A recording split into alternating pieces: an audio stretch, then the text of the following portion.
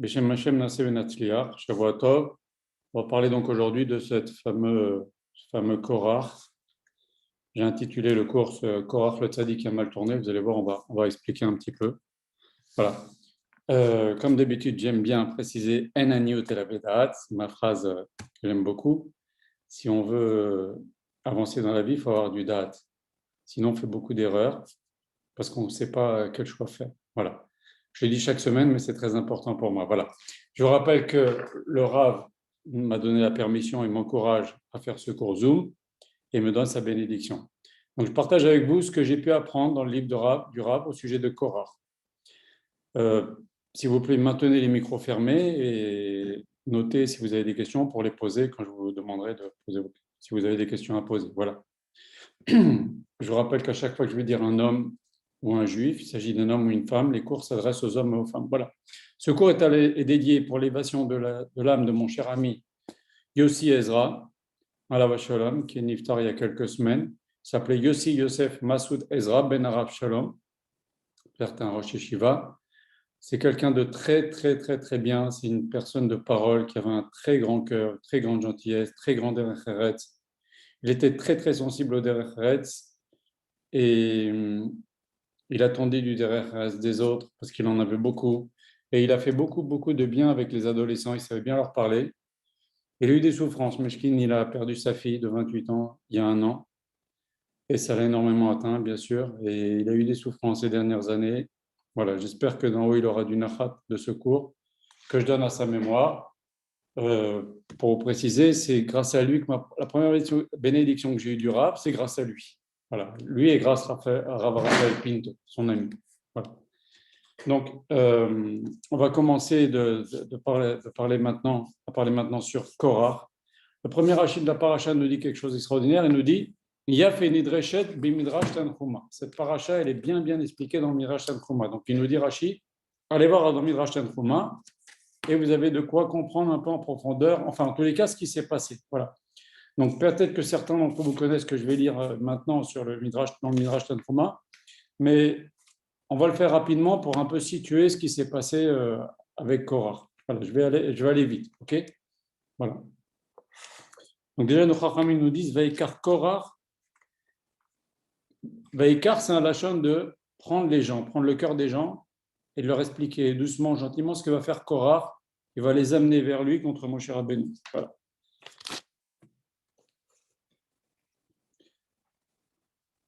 Alors, qu'est-ce que nous dit les Chachamim? Déjà, Korach, il s'est fâché parce que on a pris comme chef des Lévi'im Elitzaphan ben Uziel. Quel est le problème? C'est que le père de Korach avait 4 frères. Qu'est-ce que nous dit? Il y avait Lévi. Lévi qui avait un fils qui s'appelait Kehat. Kehat avait 4 frères. Amram, le père de Moshe et de Aaron. Excusez-moi.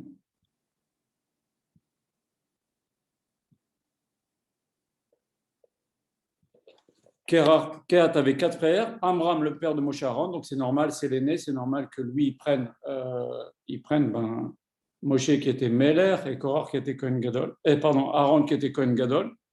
Ensuite, le deuxième frère, c'est Yitzhar, et Korach descend de Yitzhar. Donc, normalement, le chef des Lévi'im, c'est le fils du deuxième frère. Premier fils de Korach, de Kehat, c'est Amram. Deuxième fils, c'est Yitzhar. Normalement, Korach, qui est le fils de Yitzhar, il aurait dû être le chef des Lévi'im. Il avait encore 2 autres frères, Amram, Yitzhar, Chevron, Beuziel, et le dernier frère du père de Korach, son fils est Elitzaphan ben Uziel, et c'est lui qui a pris la Nessiout de Lévi. Il a dit quoi? Moi, j'aurais dû normalement être le chef de Lévi. Et finalement, qui est-ce qu'on a nommé? On a nommé le fils du dernier des frères. Ça ne passera pas. En vérité, c'est un prétexte. On va voir qu'il s'est passé d'autres choses qui l'ont fait réagir. Le Midrash continue, il nous a dit que Korach, qu'est-ce qu'on voit dans la paracha qui précède? C'est la paracha des Tzitzit. Qu'est-ce qu'il a fait Korach? Il a pris des Bnei Israël, il leur a fait se vêtir de talitot entièrement fait d'azur, Et il est parti chez Moshe Rabbeinu, il lui a dit, voilà, nous avons, vous savez qu'un tzalit, normalement, il est blanc, il doit avoir des fils d'azur. Maintenant, il a posé la question à Moshe Rabbeinu, si on a un tzitzit entièrement fait d'azur, est-ce qu'il y a besoin d'un fil blanc? Voilà, première question. Okay. Après, il a dit, voilà, il y a une maison où il y a une centaine de Sifrei Torah, ou 10 Sefer Torah, ou un Sefer Torah. Est-ce qu'il y a besoin de mettre une mezouza à l'entrée? Moshe Rabbeinu, il a dit oui. Il dit, mais ça sert à quoi? La paracha qu'il y a dans les mezouza, elle est dans le Sefer Torah, ça ne sert à rien. Voilà, c'est des questions un peu vicieuses, mais on va en parler maintenant, d'accord? Et Korach, il disait, mais t'inventes. Moshe Rabbeinu, t'inventes quand tu nous dis qu'il nous faut un fil blanc. T'inventes. Ça, Hachem ne te l'a pas dit. Toujours, il dit, Hachem ne te l'a pas dit, t'inventes. Il vient remettre en question la transmission de Moshe Rabbeinu. Et c'est ça le fond du problème. Voilà.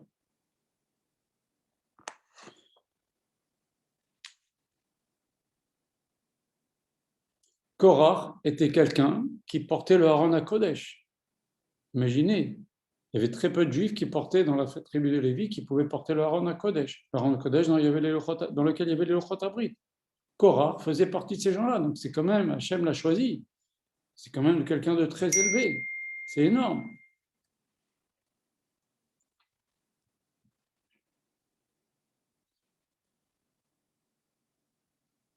Et il a commencé à partir dans tout le camp, il a commencé à leur parler, à leur bourrer le crâne. Et il a dit, regarde, Moshe Rabbeinu, il a pris son frère, il a mis un bel habit de Kohen Gadol. Moi, je suis Lévi. Qu'est-ce qu'il a fait, Moshe Rabbeinu? Un Lévi, vous savez qu'on le rasait complètement, de haut en bas. Et il est rentré chez lui. Sa femme lui dit, qui vous êtes? Il dit, bah, je suis ton mari. Que tu rigoles ou quoi? Je ne te reconnais pas.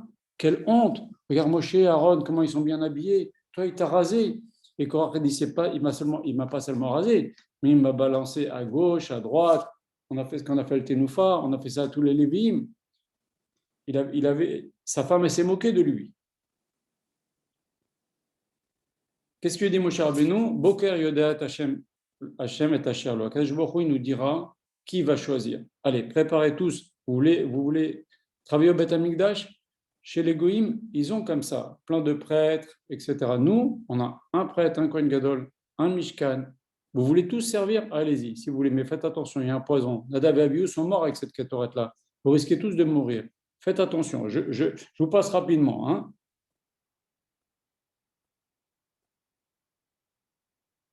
La terre, Moshe Rabbeinu, après, il est venu plusieurs fois essayer de calmer le jeu. Ils n'ont pas voulu. Datan et Abiram ont commencé à insulter Moshe Rabbeinu. Moshe Rabbeinu, il a demandé à Akadosh Baruch Hu, Hachem, fais une nouvelle, que la terre s'ouvre et les avale, qui ne meurent pas comme Monsieur Tout le Monde. On veut marquer les esprits qu'il se passe quelque chose pour les générations. Voilà. Et finalement, les 250 personnes qui ont voulu apporter la Torah ont été brûlées. Et Korah et toutes ces personnes-là, et leurs femmes et leurs enfants, nous dit le Midrash, le Beddin peut juger quelqu'un qui faute à partir de 13 ans et un jour. Le Beddin peut juger quelqu'un qui faute à partir de 20 ans. Quand il y a eu la marloquette de Korah, même quelqu'un de un jour, un bébé parmi cette équipe-là, il a été jugé, il a été avalé. Et non seulement ça, même leur richesse, nos Chachamim nous disent, même si Korach avait prêté, par exemple, une aiguille à quelqu'un, et cette personne-là, à l'autre bout du camp d'Israël, cette aiguille-là, elle est venue, elle a glissé dans le tronc. Voilà.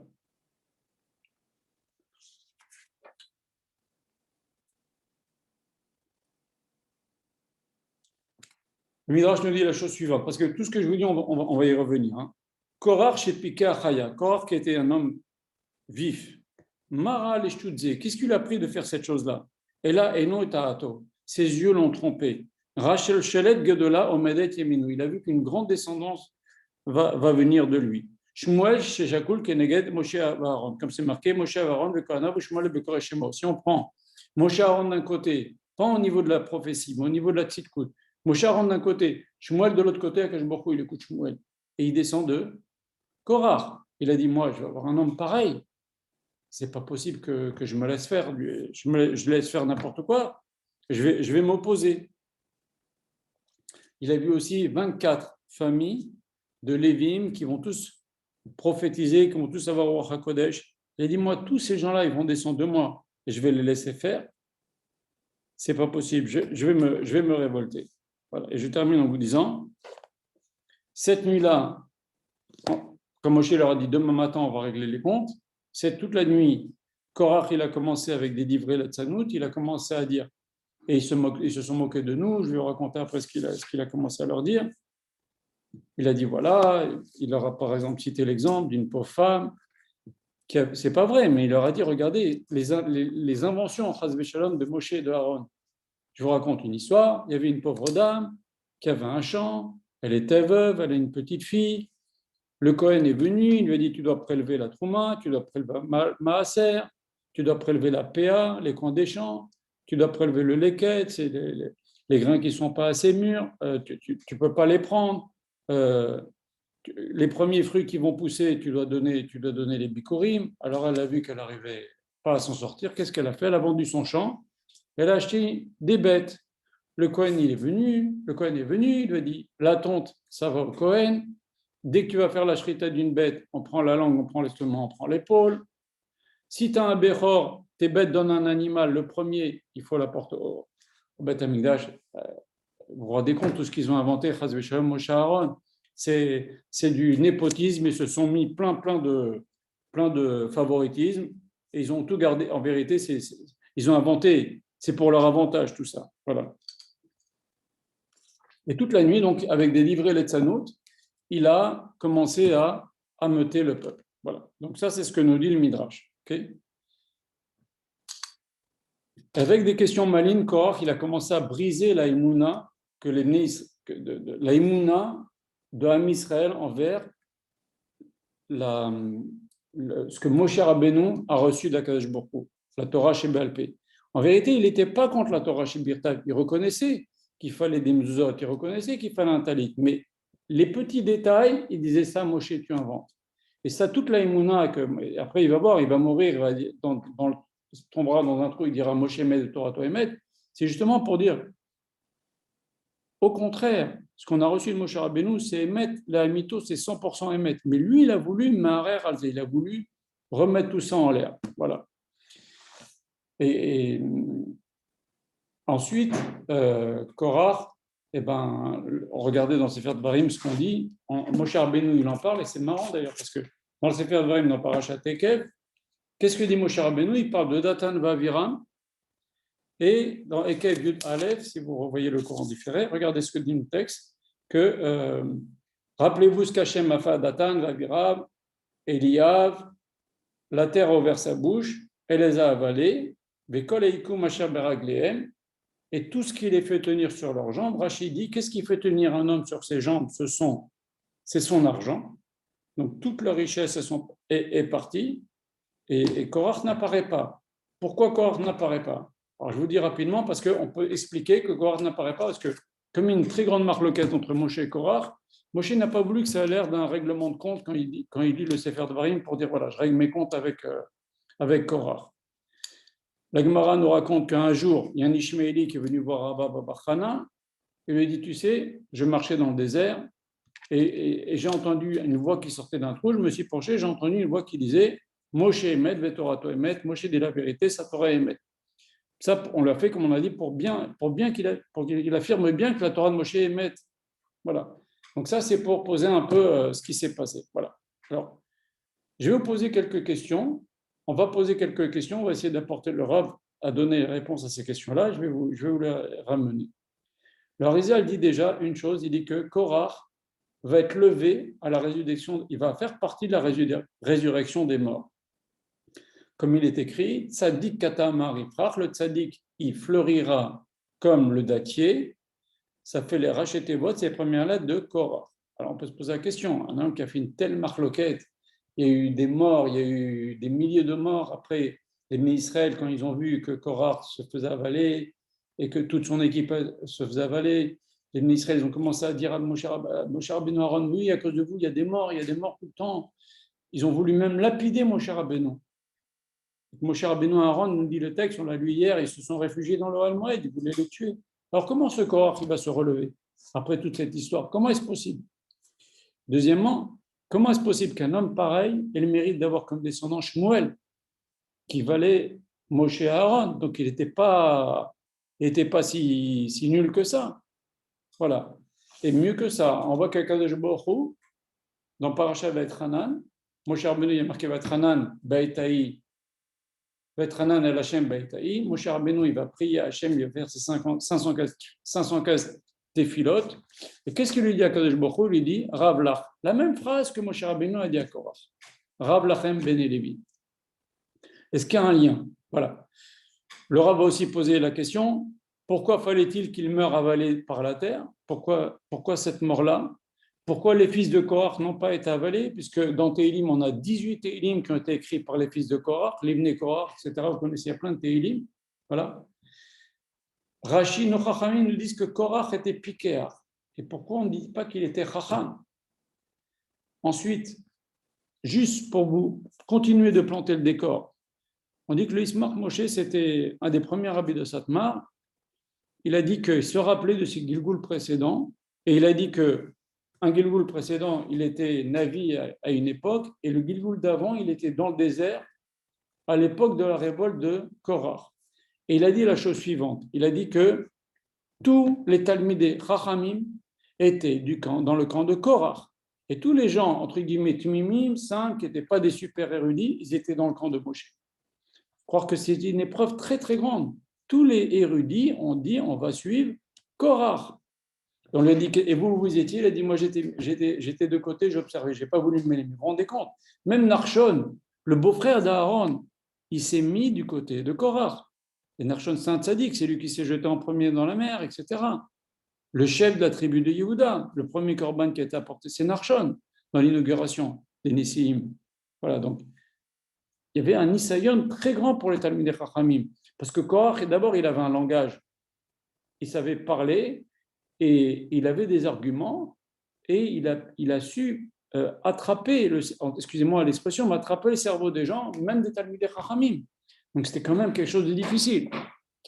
Pourquoi Moshe Rabbeinu ensuite, le Rav demande pourquoi Moshe Rabbeinu il dit à Korach, Boker, Yodé Hashem et Asher Lo, Akadosh Baruch Hu, il nous dira qui est dans son camp. Pourquoi on ne règle pas le problème maintenant? Pourquoi il faut attendre le lendemain matin? Voilà. Et enfin, Korach, c'est étrange qu'il ait été appelé Korach. Il avait un Yirous, il avait une grande richesse, il avait un Yirous, il était quand même le petit-fils de Lévi. Pourquoi ils l'ont lui donné le nom d'un des fils de Esav? Si quand on liste dans Bereshit les fils de Esav, un des frères d'Amalek, il s'appelait Korach. Il faut le faire d'appeler le petit-fils de Lévi Korach aussi. Ok, Korach, ça vient aussi du mot Koréar, rasé. On va parler de tout ça. Voilà. Donc ça, on a posé les questions que le Rav a exprimées dans ses cours et dans ses livres, et je vais essayer d'y répondre. On va essayer de répondre et je vais essayer de vous dire ce que le Rav a dit. Le Rav dit la chose suivante.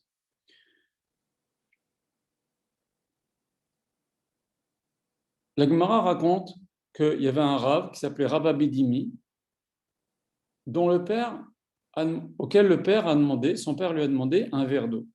Et la Gemara raconte que Rav Abidimi a dit quand j'ai servi à mon père le verre d'eau, j'aurais pu envoyer mes fils. Quand moi j'ai servi le verre d'eau à mon père, eh ben, j'ai compris quelque chose que je ne comprenais pas dans le Tanakh. Alors les Chachamim, ils l'ont demandé qu'est-ce que tu as compris? Eh ben, j'ai compris un verset qui est dans le Tanakh, c'est Mizmor el Asaf, un Mizmor d'un des fils de Korach. Et que dit le Mizmor? Il dit Baou Goïm benachalatra, ils sont venus les Goïm dans ton héritage, il y avait dans le Beth Amikdash, Timu atechal kochecha, ils ont rendu tamé le Kodesh à Kodashim, tamé le Kodesh, tamé le Mishkan. Et je ne comprenais pas pourquoi Asaf appelle cela un Mizmor. On aurait dû appeler ça une Kina. Quand on va parler de la destruction de Beth Amikdash, c'est une Kina, c'est quelque chose de triste. Pourquoi Asaf appelait ça un Mizmor? Eh bien, quand j'ai servi à mon père, j'ai compris. Déjà, on peut tirer de cette histoire que des fois, on fait une mitzvah et ça nous aide à comprendre autre chose. Des fois, on fait un effort dans ça, Akash Baruch Hu nous aide dans autre chose. Plein de fois, même dans la Parnassa, on voit qu'on fait un effort dans un axe de la Parnassa et elle vient de l'autre côté. Akash Baruch Hu, il a ses calculs. Mais en tous les cas, nous, on doit faire tout et Akash Baruch Hu, il nous aide. Lui, il a voulu servir son père, il a servi son père et quand il a servi son père, il a compris quelque chose qu'il n'a jamais réussi à comprendre avant. Alors, les Chachamim lui ont dit alors, qu'est-ce que tu as compris de ce Mizmor de Asaph, du fils de Esav? du fils de Korah. Il dit, j'ai compris pourquoi il a dit mise mort. Pourtant, c'est quelque chose de triste. Je vais vous raconter un machal. À quoi cela ressemble? Ça ressemble à une servante dont la maîtresse a dit, va au puits et va nous chercher de l'eau. Elle va au puits pour chercher de l'eau, elle trempe son récipient. Vous savez, à côté du Baal Shem Tov, il y a une source comme ça, on peut récupérer de l'eau. Elle trempe son récipient et seulement, elle perd le kéli là-bas. Elle commence à pleurer, elle commence à être triste. Ma maîtresse, elle va me crier, elle va crier contre moi. Elle va me dire, pourquoi tu ne fais pas attention? Elle était très, très triste. Et d'un seul coup, qui vient quelques minutes après? La fille du roi. La fille du roi, elle vient faire la même chose. Elle vient puiser au fond du puits. Elle met son seau, un seau tout en or, et voilà qu'elle aussi, elle le perd au fond du puits. Et là, d'un seul coup, la servante était très, très contente. Elle se met à danser. Alors, on lui dit, pourquoi tu danses? Elle dit, parce que avant, j'avais peur de me faire disputer par ma maîtresse. Mais maintenant que la fille du roi a perdu son récipient en or, c'est sûr qu'elle va appeler de l'aide. Ils vont venir les soldats du roi, ils vont descendre au fond du puits, ils vont récupérer le récipient en or, ils vont aussi récupérer mon récipient à moi. Et donc, c'est pour ça que je suis contente. Ça, c'est le machal. Il dit, alors, quel rapport avec Korah? Il dit, justement, Asaph, le fils de Korah, s'est dit la chose suivante. Si le temple est détruit, Akash Baruch va le reconstruire. Et quand Akash Baruch va reconstruire le temple, il y aura aussi Triatametim. Et quand il y aura Triatametim, mon père Korah va se lever. Vous voyez que c'est notre question. Hein. Comment ça se fait que Korah va se lever? Et ça me réjouit. C'est pour ça qu'il appelait mise-mort. Même si par la destruction du temple, il appelait ça un mise-mort. Très bien. Alors le Rav pose la question, il demande, mais d'où on sait qu'il va se lever? Toi, tu dis, oui, si le temple va être reconstruit, alors mon père va se lever. Mais qui dit? Il a fait quand même quelque chose, un massacre, il a fait Korah. Il a fait quelque chose de très, très grave. Alors, le Rav explique ainsi. Il dit que Korah, c'était quelqu'un déjà de richissime. Le Chachamim nous dit qu'il a pris un tiers de la richesse du monde. Mais ça ne lui a pas donné la bénédiction. Pourquoi? Parce que quand Akadosh Baruch Hu, il a dit d'aller prendre les trésors en Égypte, il a dit à tout le monde, sauf les Lévi'im. Les Lévi'im, ils n'ont pas été esclaves, donc ils n'avaient pas de trésor à prendre. Et lui, non seulement il a été, mais au lieu de prendre du trésor chez ses voisins, comme tous les Israéliens l'ont fait, il a été chez Paro directement, il a pris un des trésors de Yosef. Et c'est pour ça qu'il était richissime. Nos Chachamim nous disent qu'il avait 280 et quelques ânesses qui portaient des coffres qui contenaient les clés de ses trésors. Donc imaginez combien il avait d'ânesses qui portaient des trésors, des coffres avec des richesses, des diamants. Il était un homme richissime. Il avait un tiers des richesses du monde. Vous pouvez vous imaginer quel homme aujourd'hui a un tiers des richesses du monde? C'est un homme des plus riches de tous les temps, Korah. Il avait en plus là le Yéhous, petit-fils de Lévi. Il avait en plus de ça une position, il portait le Haron à Kodesh, il était quand même quelqu'un qui était choisi pour porter le Haron à Kodesh. Il avait en plus là le roi Kodesh, il a vu que ses descendants étaient Shmuel, etc.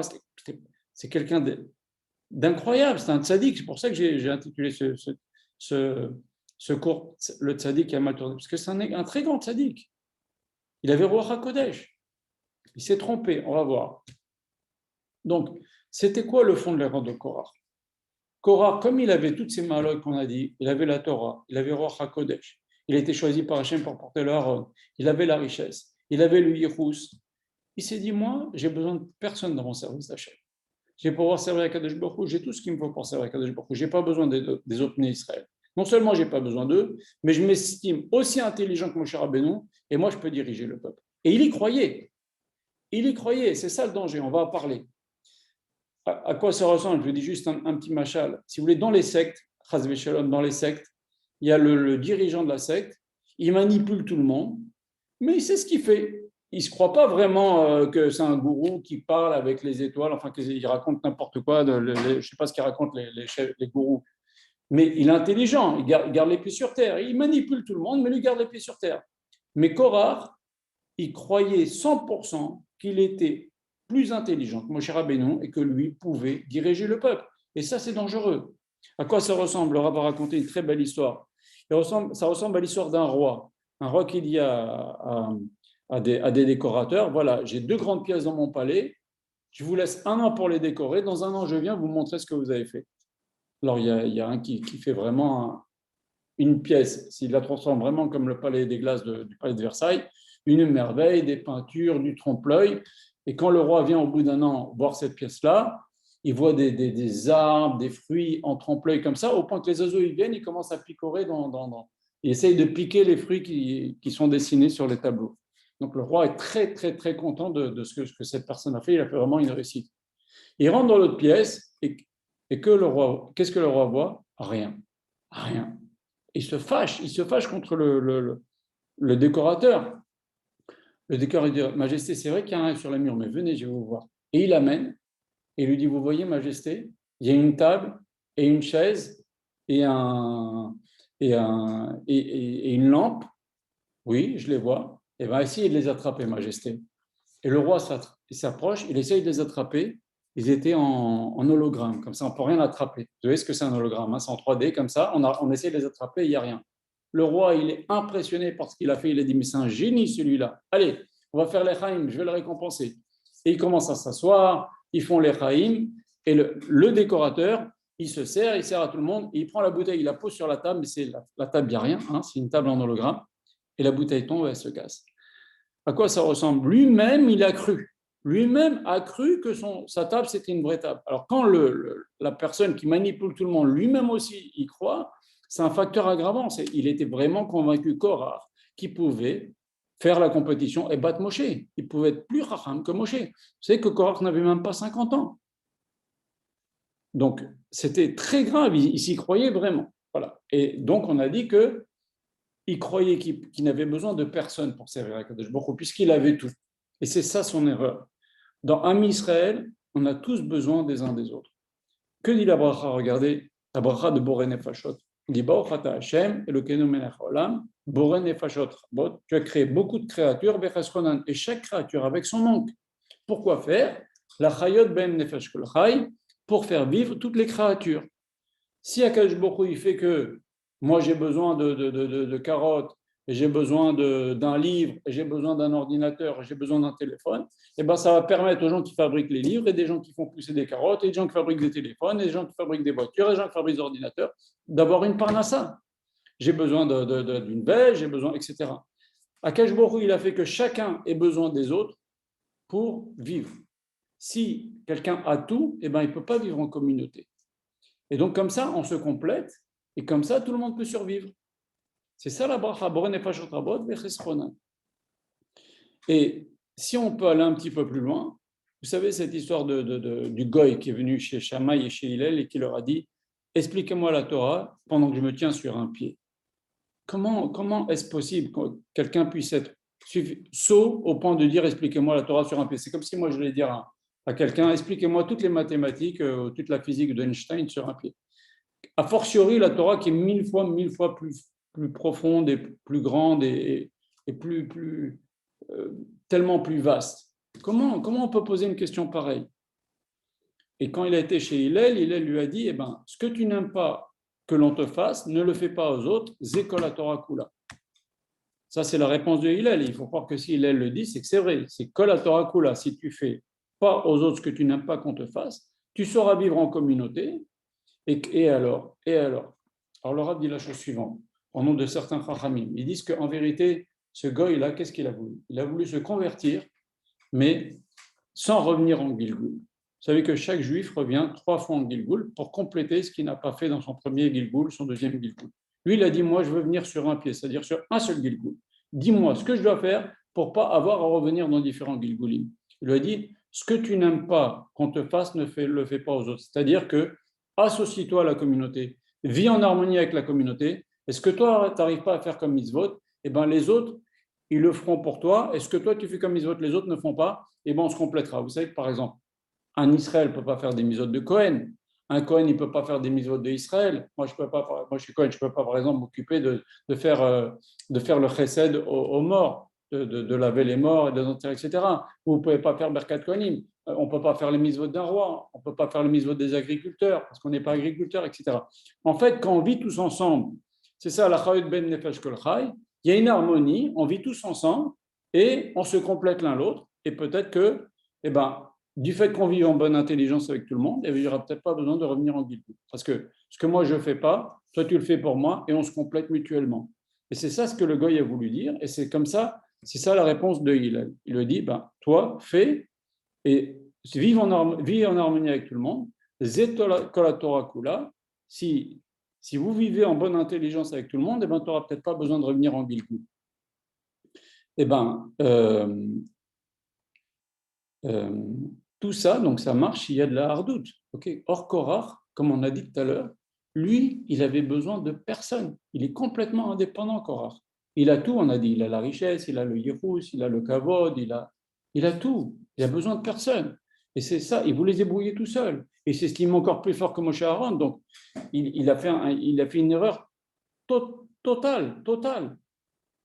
Il a dit, et c'est tout le contraire du judaïsme. Ce qu'on a dit, Boré Nefashot Rabot, Becher Swanan, Akash Baruch Hu, il a fait qu'on ait des manques, qu'on se complète, comme ça on vit en communauté. Et Korach, il a voulu casser ça. Au fond du fond, c'est ça le problème. Et Moshe Rabbeinu, qu'est-ce qu'il lui dit? Il lui dit, Rav Lach, ça suffit. Qu'est-ce que ça veut dire, Rav Lach? Tu as un Rav, apprends chez le Rav. Tu n'es pas seul. Ou alors sois Rav, apprends aux autres. Mais tu ne peux pas vivre seul. Un juif, il ne peut pas vivre seul. Rav Israël, il disait, Akash Baruch Hu, il a fait qu'un juif, chaque fois par jour, 3 fois par jour, il voit 9 autres juifs au moins. Il doit aller prier au minyan. Donc tu ne vis pas dans ton coin. Tu ne peux pas faire le judaïsme dans ton coin, Korach, c'est ça que tu veux, mais tu ne peux pas faire ça. Et donc, ça, c'était ça le fond du problème, il est là. C'est que Korach, il a voulu faire la Torah seul, et Moshe Rabbeinu, il a dit, Rav, là, ça suffit, tu peux pas. Tu dois vivre entouré, tu dois vivre avec les autres. Seulement, on voit que Moshe Rabbeinu, à Kajbochou, avant de mourir, Moshe Rabbeinu, il est marqué Baïtranan, Baïtaï, Baïtranan et Lachem Baïtaï, il est mort. Premier verset de Parashat Baïtranan, qui est très important. Moshe Rabbeinu fait ses 515 filotes. Et qu'est-ce que lui dit Akash Baruch Hu? Rav Lach. La même chose. Rav Lach, ça suffit. Ça suffit toi aussi, Moshe Rabbeinu. Tu n'as pas assez insisté avec Korach. Tu aurais dû insister sur ce Rav Lach. Tu aurais pu le sauver, ce Korach, parce qu'il avait du bon en lui. Il avait Roi HaKodesh, il était un tzaddik, il était un Talmid Chacham. Regardez comment il a pu. Tous les Chachamim le suivaient, ils avaient confiance en lui. Tu aurais pu, mais comme tu n'as pas insisté, alors toi aussi, mon cher Rabbeinu, tu ne rentreras pas en Eretz Israël, mais ta mitzvah de Yeshivat Eretz Israël, elle sera complétée par justement les autres juifs qui vont rentrer en Eretz Israël, ils vont te rendre quitte de cette mitzvah-là. Donc, Akadosh Baruch Hu, il dit à Moshe, tu aurais pu insister là-dessus, tu aurais pu le sauver. Korach, il avait du bien en lui. Et c'est ça la défense de Korach. Si vous voulez, c'est une faute qui est fine. Il a cru qu'il pouvait faire la Torah seul, et ce n'est pas une faute gravissime, entre guillemets. Après, on va voir après, parce que lui, ce que je suis en train de vous dire, c'est ce qu'il y avait au fond de son cœur.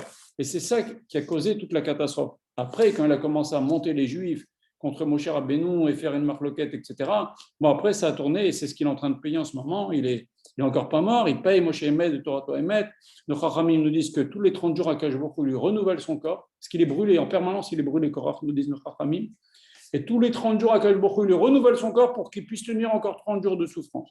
Donc, il paye, mais si vous voulez, comme c'était quelqu'un de bien au départ, et que la faute était finie, il a cru qu'il pouvait servir Akadosh Baruch Hu tout seul, eh ben, il a quand même des sruyotes qui peuvent faire que à Triat Amitim, il va ressortir. C'est ce que nous dit le Harizal. D'accord? Et si on veut voir, si on prend le mot marloquet, par exemple, il y a le mot met et le mot chelek. Si tu veux séparer entre les juifs entre eux, tu peux faire des chelek entre les juifs. Qu'est-ce qui reste? Il reste met. Ça entraîne la mort. C'est très très grave de faire la marloquette. Comme on a dit même les petits enfants ils sont morts. Même toutes les familles, même de ces 250 personnes, sont mortes. Voilà. On voit aussi que si on heurte un Talmid Chacham, eh ben, ça se paye très cher. Puisqu'on avait dit dans un des cours que le Talmid Chacham, c'est comme les ailes du peuple. Le peuple tient grâce au Talmid Chachamim, Am Israël tient grâce au Talmid Chachamim et au Tzadikim. On doit s'attacher au Talmid Chachamim si on veut s'attacher à Akadosh Baruch Hu. Et le rachat, comme Korach, il a vraiment dépassé les bornes. Il était un tzaddik, mais après, il a commencé par ambition personnelle, etc. Il est venu casser ce lien avec Akadosh Baruch Hu, puisque si on n'a pas le lien avec le Talmid Chacham, comment on va s'attacher à Akadosh Baruch Hu? Si on ne croit pas à la Torah orale, on ne pourra jamais s'attacher à Akadosh Baruch Hu. D'ailleurs, dans toute l'histoire, on a vu tous ceux qui se sont mal conduits envers le Talmid Chachamim, ça s'est mal passé. Donc voilà, en 2 mots, pourquoi Korach, on dit qu'il va revenir? C'est parce que sa faute était fine il a cru qu'il était tellement puissant, tellement riche, tellement chacham, qu'il va pouvoir servir à Kadosh Baruch Hu, il a besoin de personne. Voilà. Et c'est pour ça qu'on dit qu'il va revenir. Parce que c'est vrai qu'il a fait une mauvaise utilisation de son pouvoir Koach Hadibour, et il a même fait beaucoup de letzanout et de moquerie envers Moshe Rabbeinu, comme on a cité tout à l'heure, et c'est ça qui paye. Voilà, la marloquette contre Talmid Chachamim, c'est ça qui perd. Voilà. Et je vous dis encore un petit mot avant de vous donner la parole si vous avez des questions. Le Rav raconte une belle histoire. Il raconte d'un père qui était proche de la mort. Il a appelé ses enfants, il leur a dit « Venez me voir chacun avec 2 bâtons ». Chaque enfant est venu avec 2 bâtons, et le père leur a dit « Prenez un bâton, cassez-le. Chacun casse un bâton. » Et bien, ils ont tous cassé un bâton, il n'y a pas de problème. Il dit maintenant, le 2e bâton que vous avez, mettez-le tous ensemble. Faites une botte avec tous les bâtons. Ok. Maintenant, cette botte-là, passez à l'un à l'autre. Et chacun essaye de casser la botte. Il n'arrivait pas, il y avait peut-être eu 5 ou 6 bâtons. Il n'arrivait pas à les casser en même temps. Et c'est ça ce que leur a dit leur père. Si vous êtes seul, on peut vous casser. Si vous êtes plusieurs tous ensemble, on ne peut pas vous casser. Et ça, c'est très, très, très important. C'est très, très important qu'il y ait l'ardou dans un Israël. C'est ça le machal que le père leur a fait. Et c'est ça toute l'histoire de Korach. Korach, il voulait vivre en cavalier seul parce qu'il avait tout. Et c'est ça le danger. Voilà. Est-ce que vous avez des questions déjà pour cette première partie du cours? Vous pouvez ouvrir les micros si vous voulez. Si vous avez des questions. Je ne vous entends pas. Il n'y a pas de questions? Bon, alors on va continuer. Le Rav a posé plusieurs questions. Donc, pourquoi fallait-il qu'il meure avalé par la terre? Il pouvait mourir d'une autre façon. Alors, il faut savoir que quand les Bnei Israël ont dit Naaseh v'nishma, ils ont reçu la Torah écrite, mais ils n'ont pas voulu recevoir la Torah orale. Et Akash Baruch Hu leur a mis, vous savez, le mont Sinaï sur eux. Il leur a dit si vous ne recevez pas la Torah orale, Sham ki kevuratrem, ici, là-bas, ce sera votre mort. Vous allez mourir, je vais vous écraser. Et donc, on voit que celui qui remet en question la Torah orale, et c'est ce qu'a fait Korah, il mérite d'être écrasé, sous terre, sous la terre, écrabouillé. Et c'est pour ça que Korah est mort de cette façon-là, parce qu'il a voulu casser la Torah chez Baal Pé, la Torah orale. Ce qu'il disait à Moshe Rabbeinu, il disait à Moshe Rabbeinu, mais toi, tu inventes ci, tu inventes ça. Voilà. Et il a eu aussi une mort terrible, c'est que normalement, si vous voulez, quand quelqu'un meurt, plus il a attaché sa neshama à son corps, et plus la mort est difficile. Mais nos Chachamim nous disent quelqu'un qui est très détaché de la matérialité, eh ben, sa mort est plus facile que quelqu'un qui est très attaché à la matérialité. Nos Chachamim nous disent quelqu'un qui est détaché de la matérialité, sa mort, c'est comme un cheveu qu'on enlève d'un bol de lait. Et quelqu'un qui est très attaché à la matérialité, eh ben, sa neshama, elle est imbriquée avec la gashmiut, avec le corps, ça ressemble à du coton, à une épine, du coton qu'on veut retirer de branches de rose avec plein d'épines. C'est très difficile, la mort, elle est très difficile.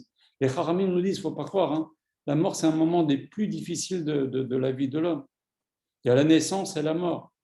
Et au point que la Gemara nous dit que quand quelqu'un meurt, il a tellement mal, c'est tellement difficile qu'il pousse un cri qui s'entend d'un bout à l'autre du monde.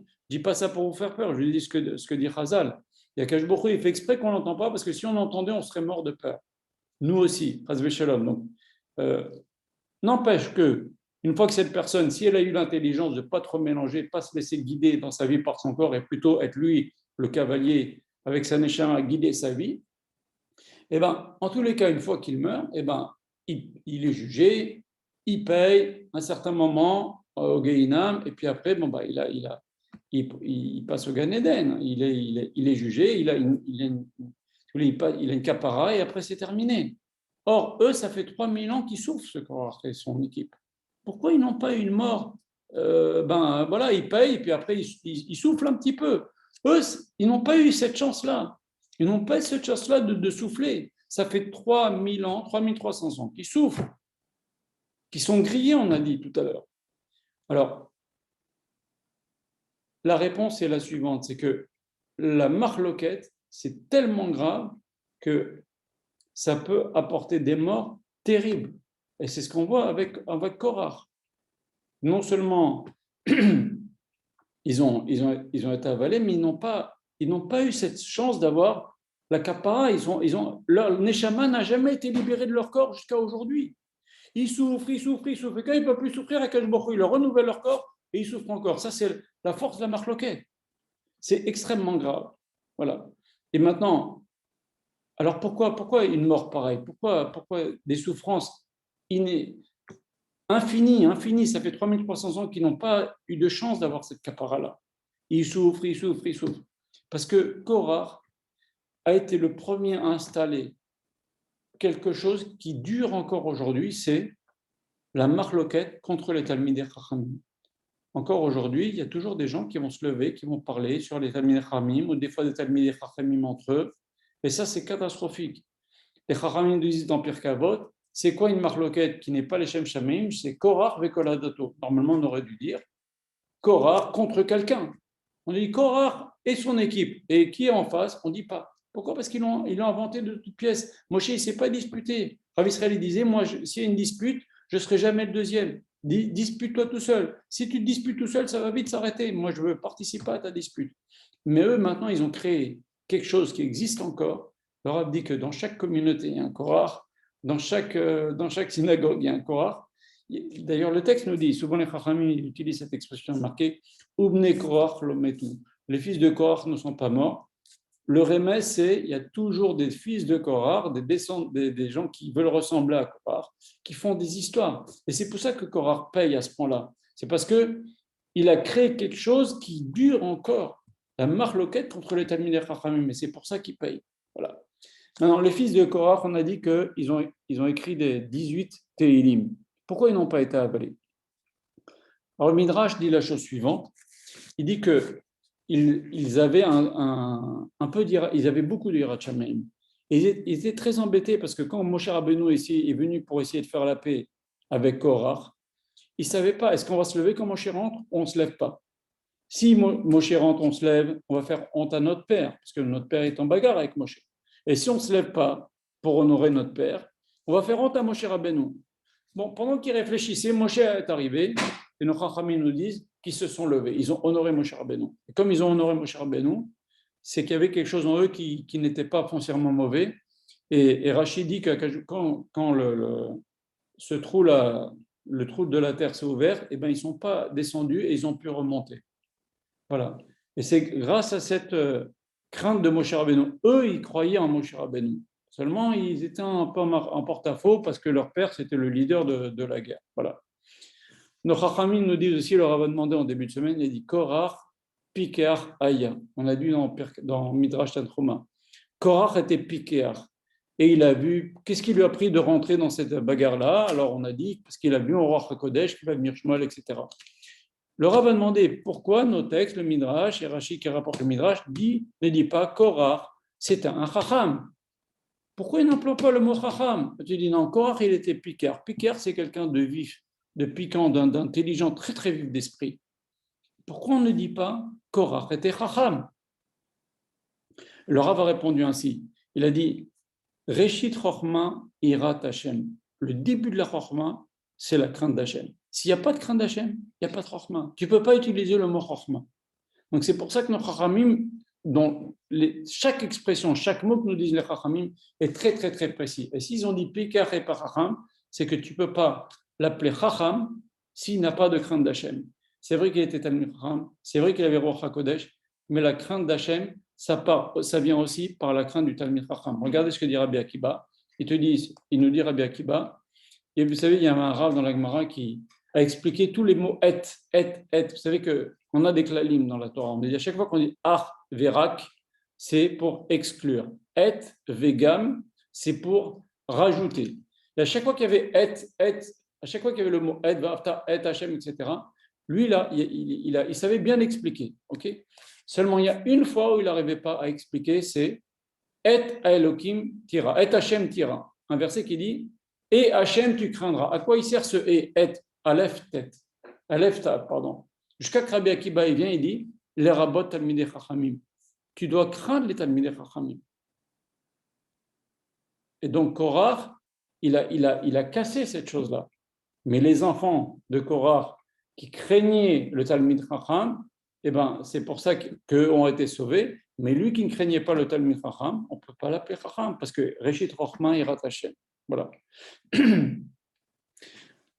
Comment ça se fait que Moshe Rabbeinu a dit Boker, Yodé Hashem et Asherlo. Akash Baruch Hu, il nous fera savoir qui est avec lui. Pourquoi le lendemain matin? On ne pouvait pas régler ça tout de suite. Alors le Rav explique comme ça, à partir d'une Mara, dans ma Sechet Shabbat, Aïn He, qui dit la chose suivante Shochet Bema ou Chayav. Un shochet, quelqu'un qui fait la shrita pendant Shabbat, il est chayav de quoi? Quel melacha, quel avera il a fait Shabbat? Nos chachamim nous répondent, ils disent Mishum Tzovea, il a coloré. Quand il y a du sang qui va couler, ça va colorer la peau de la bête, et ça, on n'a pas le droit de colorer Shabbat. Donc, un type qui fait la shrita, il colore. Ça, c'est ce que nous disent nos textes. Le Baal Shem Tov, il rebondit sur sa Gemara, il dit la chose suivante Shochet, c'est qui? C'est le Yetzer Hara. Sauf, c'est le Malachama avec le Yetzer Hara. Il va faire la shrita à chaque juif. Okay, et même nous, on va lui faire la shrita. Que je va lui faire la shrita à la fin des temps. Regardez quand on est dans Chad Gadia, on va lui faire la shrita à la fin. Il est représenté comme le shochet, le Yetzer Hara. Alors le shochet, le Yetzer Hara, il sera chayav de quoi? Ben oui, le shochet, c'est vrai, c'est une question. Pourquoi Akash Baruch Hu, il va le punir? Le Yetzer Hara, il n'a fait que son devoir. Akash Baruch Hu lui a dit de venir nous tenter, de venir nous pousser à faire d'Averot. Et le Baal Shem Tov, il répond à la Gemara. Qu'est-ce qu'il dit à la Gemara? Il dit parce qu'il colore. Alors en quoi il colore le Yetzer Hara? Il nous colore la Avera en mitzvah. Et ça, Akash Baruch Hu, il n'a pas permis. Et comme il fait ça, alors Akash Baruch Hu, il le tuera. Et c'est ça la force du Yetzer Hara aujourd'hui, et qu'il va bien mettre les gens dans le sac, c'est il colore la Avera en mitzvah. Et ça, c'est très difficile. Des fois, on sait pas. Alors le Rav, il dit justement, on apprend de ce verset, Boker, demain on saura. Comme Moshe Rabbeinu, il a dit, attendons demain, il voulait dire, allons, réfléchissez vous-même. Est-ce que vous avez autant envie de rentrer en marloquette contre moi, avec Korah, que vous avez envie de faire la tfila, que vous avez envie de mettre les tfilines, que vous avez envie de faire Netilat Yadayim, ou vous avez quelque chose qui vous pousse comme ça? Et en vérité, le Rav donne un truc. Il dit, si vous avez envie de faire quelque chose, ça a l'air d'être une mitzvah, mais vous avez très envie de le faire, mais vous ne savez pas si c'est une mitzvah ou pas. Il a dit, regardez, si vous avez une très grande envie de faire cette mitzvah, et les autres mitzvot, dont on est sûr que ce sont des mitzvot, comme par exemple la tfila, le schéma, les tfilines, l'étude de la Torah, si vous êtes très motivé dans l'étude de la Torah, très motivé dans les autres mitzvot, eh bien, cette chose-là pour laquelle vous avez un doute n'est pas une avéra. Mais si vous avez une très grande envie de faire cette chose-là, et les autres mitzvot, vous étudiez un petit peu moins, vous êtes un peu moins motivé dans l'étude, moins motivé dans la tfila, c'est que cette chose-là, c'est certainement pas une mitzvah. C'est l'avera, le Yetzer Hara qui vous la déguise en mitzvah, mais en vérité, c'est une avera. Donc, on a envie de faire quelque chose, on voit. Est-ce qu'on a toujours aussi envie d'étudier? On a envie d'étudier toujours là, comme avant? Eh bien, c'est bon, c'est pas une avera. Mais si ça en est un peu khalash, c'est que le Yetzer Hara, il est en train de se mêler de cette chose-là. Voilà. Le Rav pose encore 2 ou 3 questions qui sont les suivantes. Il dit pourquoi les Talmidei Chachamim qui ont suivi Korach n'ont pas vu tout le bien que Moshe leur avait apporté. Il leur avait apporté les plaies en Égypte, il leur a apporté la manne, il leur a fait traverser la mer. Aaron, il leur apporte pas, au-dessous d'Aaron, il y avait la Nan et Kavod. Comment ça se fait qu'ils n'ont pas vu, ils ont oublié tout ça? Allez, on se range du côté de Korach, en Chaz Veshalom, allez, Moshe, terminé. C'est très grave, comment est-ce possible de faire une chose pareille? Alors le Rav a dit, c'est un problème de Karatatov. Ils ont eu un problème de Karatatov. Tout ce que Moshe, le bien qu'il leur a fait, Moshe, sans parler qu'il les a défendus, parce qu'Akash Baruch Hu, il voulait les tuer. Quand il y a eu les Meragim, Akash Baruch Hu, il a voulu tuer tous les peuples. Quand il y a eu le Hegel, Akash Baruch Hu voulait tout le peuple. À chaque fois, c'est Moshe Rabbeinu qui est venu faire l'avocat. Alors, où est la Karatatov? Il n'avait plus d'Akaratatov. Le Rav, il explique ça avec un joli machal. Et d'ailleurs, dans la vie, c'est souvent comme ça. Il dit que ça ressemble à un type qui est un bonhomme, qui a un bureau au 50e étage à New York, dans une tour, et puis il va pour fumer une cigarette ou prendre l'air, il va sur la terrasse tout en haut. Et la porte se referme derrière lui, et il se retrouve coincé. Il commence à être tard, il commence à avoir froid. Il ne sait pas quoi faire pour que les gens... Il appelle, les gens ne l'entendent pas, il est beaucoup trop haut.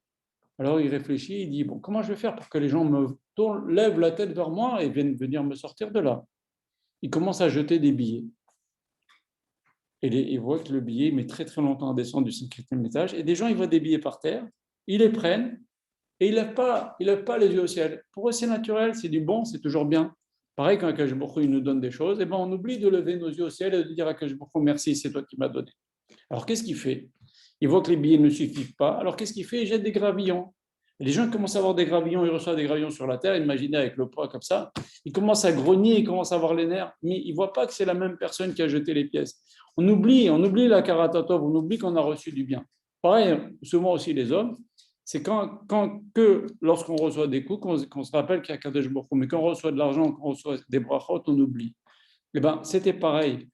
Quand Moshe Rabbeinu leur a donné les plaies, les a aidés à les sortir d'Égypte, à traverser la mer, la manne, eh ben, ils prenaient. Mais quand il s'agit de rentrer dans un pile-poule, cirli un peu, on se fait baratiner par Korach, eh ben, ils ont tout balancé.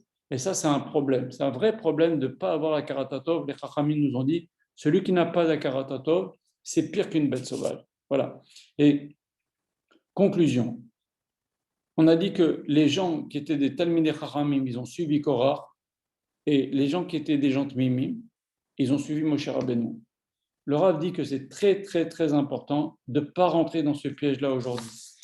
Celui qui a une Emouna Sirlit, rappelez-vous, on en avait parlé la semaine dernière, l'Emouna Sirlit, c'est le type qui, je réfléchis, je vois les actions d'Akash Baruch Hu, Vada qui Akash Baruch Hu qui dirige le monde, que tout est bien organisé, tout est bien imbriqué l'un dans l'autre, la santé, on avait dit, etc. Ça, c'est une Emouna Sirlit, la personne a réfléchi. L'Emouna Tmima, c'est, moi j'ai reçu que de mes parents, de mes grands-parents, on a toujours fait la Torah, on ne bougera pas, on peut nous écraser, on peut nous marcher dessus. Non, on suit la Torah, on ne bouge pas, on est sur des rails. Okay, et bien aujourd'hui, dans notre génération, c'est cette émouna-là, émouna tmima, qu'il faut privilégier. Parce qu'il peut se passer des choses, on avait dit la semaine dernière, celui qui a une émouna circlite, une émouna qu'il s'est forgé par sa réflexion, le jour où il se passe quelque chose qu'il ne comprend pas, eh ben, il pourra complètement perdre les pédales. Or, tout ce qui va se passer avant dans Rêve les Mashiach, c'est une épreuve de la émouna, parce qu'Akash Baruch Hu, il va faire qu'il se passe des choses qui sont complètement étonnantes et qui peuvent faire que quelqu'un qui a qu'une imuna circlite, eh ben, il perd complètement les pédales. Ça, je ne comprends plus. Là, je ne comprends plus qu'est-ce qu'il fait Akash Baruch Hu. Oui, Akash Baruch Hu. Qu'est-ce qu'il fait Akash Baruch Hu? Ce n'est pas logique. Et on peut tout tomber. Donc, il faut se renforcer dans l'immunat mima. Voilà. Le Rav, pour terminer, dit la chose suivante. On avait posé la question, comment ça se fait que la famille de Korach, son père c'est le fils de Lévi, comment ça se fait qu'il a appelé son fils du nom d'un des frères d'Amalek? Korach, c'est le nom d'un des fils d'Esav, un des frères d'Amalek. Comment? Ou des petits-fils d'Esav. Comment? Pourquoi il a donné un nom pareil? Eh bien, le Rav dit que justement, ce nom Korach-là, il a mal influencé Korach. Et c'est pour ça qu'il a fait cette bêtise-là. Ils ont fait une erreur de l'appeler Korach, parce que c'est un nom d'un rachat, et vous savez que les prénoms ont une influence. J'ai mis dans le groupe cette semaine l'histoire avec Rabbi Meir, avec Kidor, etc., que avec le nom, chacun puise sa force dans son prénom. Et donc, c'est pour ça que c'est important de donner des prénoms de tzadikim. Pas s'amuser avec des prénoms comme Matan, comme Nemrod, comme Lilith, on l'a dit plusieurs fois. Et le fait qu'ils ont donné ce prénom d'un fils d'Esav, ça a une très mauvaise influence sur Korach. Et mieux que ça, regardez si on va un peu plus loin. Toute l'histoire, c'est de la femme de Korach qui a commencé à se moquer de lui quand Moshe et Aaron l'ont complètement rasé. On a rasé tous les Lévim pour les introniser. Qu'est-ce que ça veut dire Korach? Ça veut dire raser. Kereach, un chauve en hébreu, on dit Kereach, un type chauve. Kereach, mot Korach. On a voulu un peu le prévenir, Minashamim, quand on va te raser, il faut attention, ne te laisse pas avoir. Ne te laisse pas avoir parce que ta femme ce que ta femme va te raconter. Et la Gemara raconte une histoire, elle est sympathique. Et je terminerai là-dessus. Il y avait un homme qui avait deux femmes, une femme jeune et une femme un peu plus âgée. La femme jeune, et ce type-là, il commençait à être poivre et sel. Alors la femme jeune, ça l'énervait qu'il ait des cheveux blancs, alors elle lui enlevait tous les cheveux blancs. Et quand il était avec la femme un peu plus âgée, ça l'énervait qu'il ait des cheveux noirs, parce qu'il savait que la femme jeune aimait ça, donc elle lui enlevait tous les cheveux noirs. Finalement, il s'est retrouvé Kéréach, Koréach Mikan, Bekéach Mikan, elle lui enlevait les cheveux blancs, elle lui enlevait les cheveux noirs, finalement, il n'avait plus de cheveux. Donc, moralité, des fois dans le nom, il y a un siman pour lui dire « Hé, monsieur, fais attention quand on va te raser, tu vas devenir lévite, ne te fais pas avoir. » Mais en tous les cas, il faut faire très attention quel prénom on donne aux enfants. Les prénoms, par exemple, pour les filles, Lilith, etc. C'est très joli, hein, il y a des noms qui sont à la mode, mais quelle catastrophe. Quelle catastrophe. Lilith, c'est une des forces, une des Shindalette des forces du mal qui fait faire des bêtises aux hommes. Donc, vous vous rendez compte, c'est faire très attention aux prénoms. Voilà. Je vais arrêter là. Si vous avez des questions, vous pouvez m'en poser, mais si ça vous intéresse, en tous les cas, un dernier petit truc. Les Chachamim nous disent que Korach, c'était le Gilgul de Caïn. Et Moshe Rabbeinu, c'est le Gilgul de Hevel. Et en vérité, c'est comme un Hibor Neshama. On dit que l'Égyptien que Moshe Rabbeinu a tué, c'était la Neshama de Caïn. Quand Moshe Rabbeinu l'a tué, il est passé chez Yitro. Yitro, vous savez, qui était un Oved Avodazara. Il n'a pas défendu Moshe. Quand Moshe s'est fait attraper après cette histoire-là qui a tué l'Égyptien, finalement, Yitro est parti. Il a abandonné Avodazara. Quand il s'est converti, sa Neshama, elle est partie chez qui? Chez Korach, qui commençait déjà à mal tourner. Et donc, encore une fois, un règlement entre Caïn et Avel. Et le Chachamim Noari dit pas seulement Korach va se relever, mais même Caïn, il sera arrangé à la fin des temps. Voilà. Donc, conclusion, on avait dit, si vous vous rappelez, dans un des premiers cours, que la Torah, ça peut être ou Samachaim ou Samamavet. La Gemara dit, la Torah, c'est ou un élixir de vie, Chas Shalom, excusez-moi l'expression, mais ou un poison. Ça veut dire quoi un poison? Si la personne a des bonnes midotes, la Torah, ça va devenir le faire grandir la personne. Ça va être un élixir de vie. Mais si la personne a des mauvaises midotes, comme Korah, qui croyait qu'il pouvait tout faire tout seul, qui était jaloux, qui en avait rien à faire de faire des marloquettes, ben la Torah, ça va le faire grandir, ça va être imposant pour lui. Pourquoi? Parce que grâce à sa Torah, il va être nommé la personne qui porte le Haron Kodesh, il va avoir le Haron Kodesh, il va avoir par Roi Kodesh qui va avoir des petits-enfants comme Shmuel, des Lévim qui vont avoir Roi Kodesh. Il s'est dit, moi, je vais avoir une descendance comme ça, etc. La Torah lui a fait croire, sa Torah lui a fait atteindre des niveaux qui lui ont fait croire qu'il pouvait se permettre d'être là en opposition avec Moshe Rabbeinu. Donc, faire attention. Il faut que la Torah, avant de s'installer, elle doit s'installer seulement sur un terrain propre, un terrain pur. On a déjà dit à plusieurs reprises que pourquoi dans la Torah, ce n'est pas marqué qu'il faut avoir des bonnes midotes. Le Rabbi Chaim Vital, il dit parce que c'est un préalable à la Torah. Tu ne peux pas installer la Torah sur quelqu'un qui a un mauvais terrain avec des mauvais traits de caractère. Voilà. Et surtout aujourd'hui où c'est dangereux. En ce moment-là, le Yetzer Hara, il se dépêche de déguiser les misvot, les avérotes en misvot. Voilà. Je vais arrêter là. Il s'est passé 1 heure. J'essaie de faire 1 heure, de diminuer le cours. Est-ce que vous avez des questions?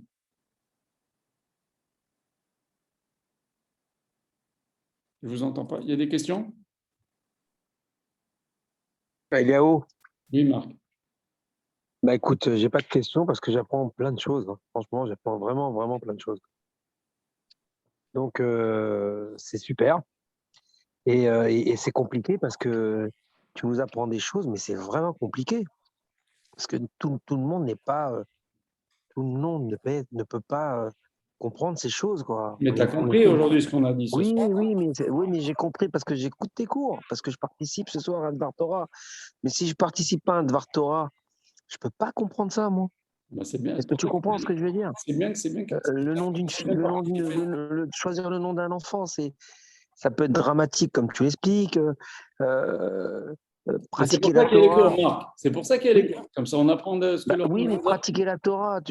Moi, je dis pas que j'ai une façon de pratiquer la Torah, mais je le fais par rapport à une certaine éducation, celle de mes parents, après celle de moi, de mes ambitions et de ce que j'ai envie de faire. Mais quand on écoute ce que tu dis, c'est très compliqué, quoi. C'est super compliqué, quoi. C'est-à-dire que la personne qui est indécise, qui se cherche, eh ben, elle peut se trouver grâce à ce que tu dis et essayer de comprendre. Mais si on n'écoute pas, il y en a plein qui vont dans l'autre encourage sens. les gens alors à venir écouter le cours. Non, mais Et je c'est demande pour à ça que. chacun de diffuser le lien que je vais mettre sur YouTube. Mais de toute façon, il ne faut pas croire que la vie n'est pas simple. Le Yetzer Hara, il est malin, malin, malin, malin, malin. Il est très malin, le Yetzer Hara. Donc, En tout il faut être moi, averti. C'est pour ça qu'il y a les oui, cours. On essaie d'être un oui. petit peu averti. Tu vois, depuis que je fais ces cours avec toi, tu réveilles des choses en moi qui étaient pas là du tout, hein. J'étais pas là du tout, du tout, hors la loi. J'étais un hors la loi, quoi. Mais j'apprends des choses et je trouve ces choses C'est très bien, c'est très bien. Voilà, c'est pour ça que j'ai pas de questions. J'apprends, Merci j'écoute. Marc. Est-ce qu'il y a des personnes qui ont des questions? Je voudrais des questions, pas des expériences de vie. Merci Marc, hein. Attention, moi j'ai aimé ce que tu dis, hein, mais est-ce qu'il y a des personnes qui ont des questions? Bon, alors on va arrêter là le cours. Je vous en prie, puisque je pense que les gens peuvent apprendre des cours du Rav, que j'essaie de vous concentrer en 1 heure. On a dit pas mal de choses assez vite. Des fois, c'est mieux de réécouter. En tous les cas, je vais mettre le lien sur le groupe. Et si vous pouvez, eh ben, diffuser le cours, l'information du cours, que les gens apprennent un petit peu et apprennent ce que le Rav veut nous transmettre, tant mieux, ce sera toujours bien. Voilà. Je vous souhaite Shavua Tov et Kol HaBrachot à tous. Voilà, Shavua Tov.